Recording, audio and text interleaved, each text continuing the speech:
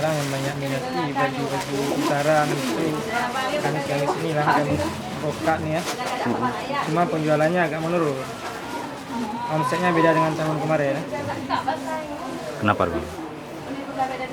Mungkin keadaan ekonomi ya. Harga barang pun terlalu tinggi daripada tahun kemarin.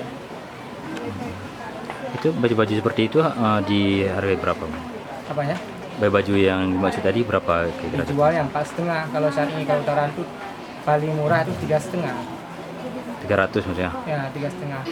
Memang pasaran tinggi. Itu memang karena bulan Ramadan atau memang hari-hari biasa seperti itu? Hari biasa pun begitu. Sebab kan mungkin bakalnya itu lebih mahal kan. Naiknya lebih.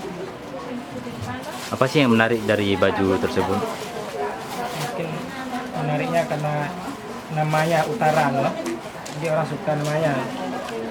Habis bahannya pun bagus.